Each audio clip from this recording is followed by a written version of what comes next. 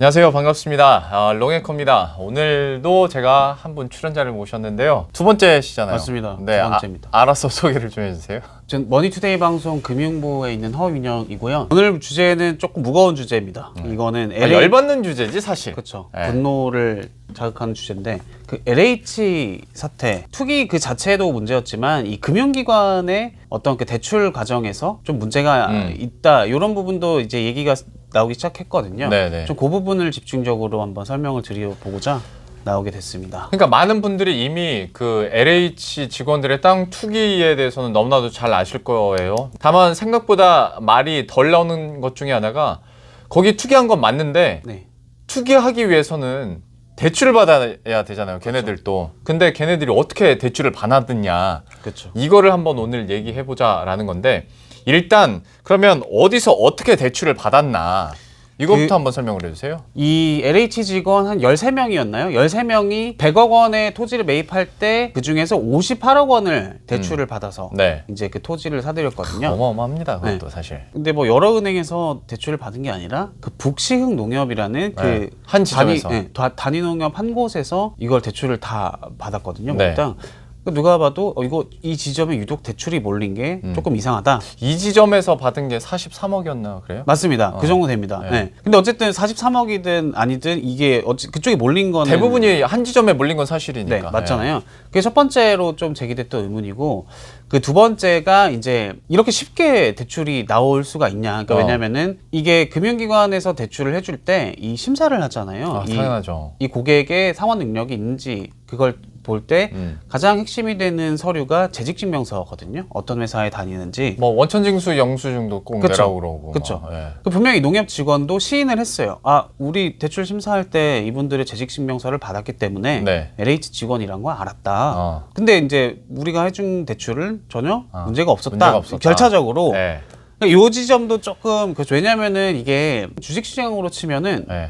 뭐랄까요, 이 뭐 한국거래소 직원이 뭐 특정 종목을 사기 위해서 네. 근처에 있는 은행에서 10여 명이 왕창 대출을 받아서 네. 어떤 한 종목에 몰빵을 한 그렇지. 사태잖아요. 그러니까 이거 누가 봐도 이상한 건데, 아니 근데 그 농협 직원이라면은 어쨌든 이 심사를 하는 데 있어서 그 LH 직원이면은 이 신도시 사업에 직접적으로 관여를 하는 그렇지. 위치에 있잖아요. 그 과정에서 이 금융사 직원이 개입할 여지가 있지 않았냐, 이 심사하면서 이상하다라고 판단할 여지가 있지 않았냐. 요게 이제 두 번째 제기되는 의문인 거죠. 그러니까 우리가 오늘 얘기할 세 가지 포인트를 짚어보자면 하나는 대출을 받는 과정에서 불법이 있었느냐. 맞습니다. 그리고 두 번째는 그러면 금융사 직원 입장에서 봤을 때 대출을 내주는데 이게 LH 직원인 걸 알아서 대출을 해준 걸 수도 있고 이게 그러니까 아다르고 어다르다라는 건데 LH 직원이 뭔가 있나 보다 해서 대출을 해준 건지 그러니까 이게 정말 법적으로도 예민하게 다뤄질 수 있는 게 이게 동조를 할 수도 있는, 알면서 이 목적을 알면서 그렇게 될 수도 있잖아요. 그럴 수도 있겠네. 근데 왜냐면은 나는 몰랐다.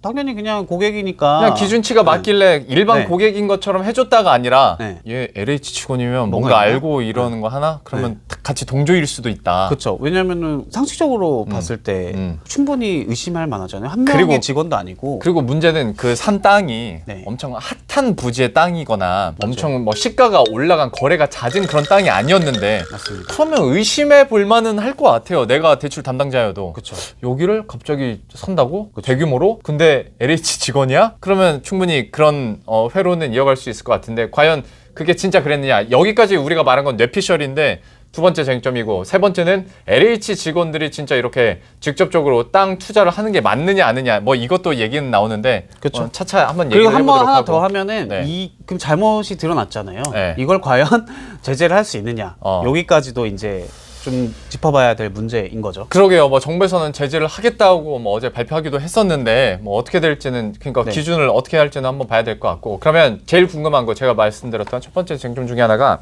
대출을 받는 그 과정에서 어떤 법적으로 저촉이 되는 부분이 있느냐. 네. 우리도 주택담보대출을 받든 아니면 전세대출을 받을 때도 대출 한도와 비율이란 게 있잖아요. 네. 주택담보대출은 LTV 한도가 있는 네네네. 거고 얘네들은 어때요? 좀 법에 좀 저촉되는 그런 경우들이 없습니다. 있었습니까? 법적으로 문제되는 게 문제가 되는 게 하나도 없습니다. 세부적으로 말씀드리면 첫 번째 LTV, 그러니까 이거는 예를 들어서 우리가 아파트를 살 때 이 아파트 가격에 몇 % 이상까지 대출을 못 해준다. 요게 LTV거든요. 보통 한 40%. 그러니까 수도권 투기 지역에 있는 아파트 같은 경우는 다 40%예요.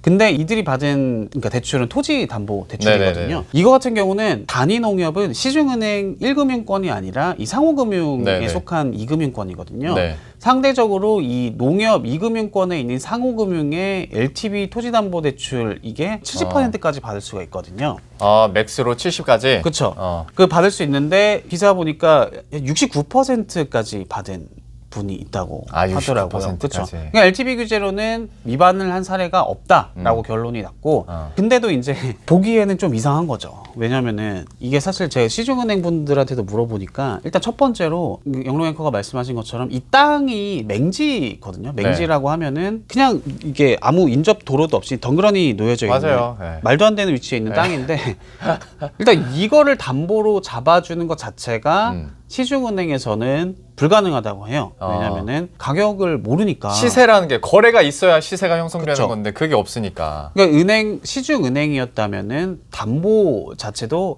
못 잡았을 거다. 그러니까 대출이 안 나갔을 거다. 그래도 어쨌든 법적으로 대출을 못 한다는 아니니까. 네, 설령 해준다고 할 수도 있어요. 근데 아까 얘기드린 69% 거의 한도를 꽉 채워서 하는 직원도 있다 했잖아요. 근데 시중은행 분이 하시는 말이 그래, 근데 뭐 대출을 해줄 수는 있다. 근데 예를 들어서 오랜 기간 동안 뭐 10년 넘은 어떤 뭐 그 지역에 있는 뭐 중소기업 사장님이 내 거래처 고객이다. 그러면은 뭐 사정을 했을 때 LTV를 그래도 조금 뭐 한 40% 50% 정도 해서 대출을 뭐 그 정도가 되면은 해줄 법도 한데. 그러니까 그게 업계 어느 정도 허용해주는 플러스 알파 정도구나. 그쵸. 한 50% 정도가. 그렇죠. 근데 이거는 꽉 채웠다는 거죠. 69%는 좀 너무 같다. 그것도 이제 LH 직원, 그냥 그 지역에 있는 뭐 유지나 뭐 농민분도 아니고 LH 직원한테.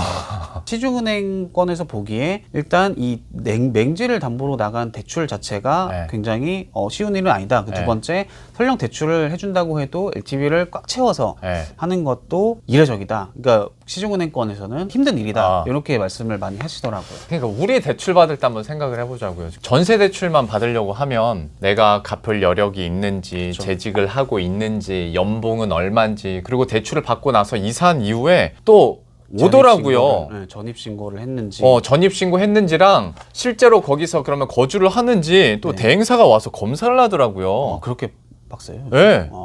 근데 좋은 데 사시는 거 아니에요? 아니 그런 게 아니라 아니 그런 게 아니라 그 대행 업체가 따로 있더라고. 은행이랑 계약을 맺은. 그래서 한번 방문을 하더라고요. 실제로 실거주를 하나.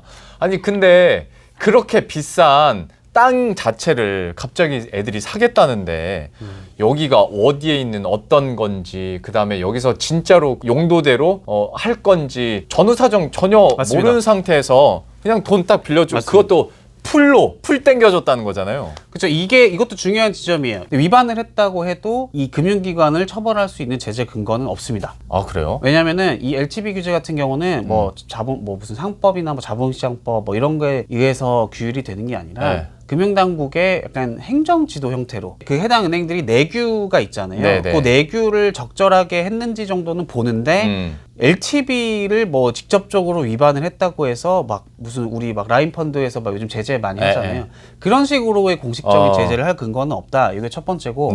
두 번째, 그 농지담보대출 부분에서 지금 드러난 게 이게 농사 목적이 아니라 투기에 활용된 정황이 나온 거잖아요.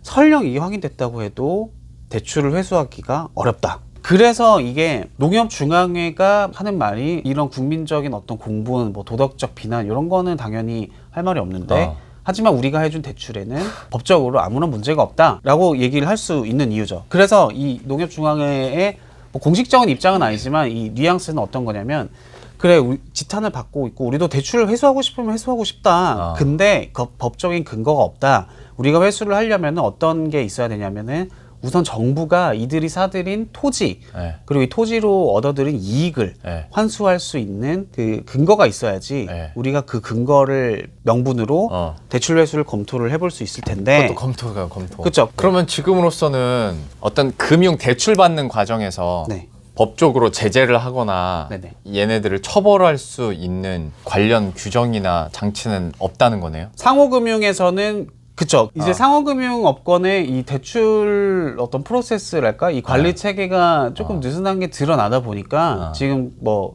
금융당국도 조금 이거 규제해야 되지 않을까 그렇게 고민을 하고 있는 상태인 것 같습니다.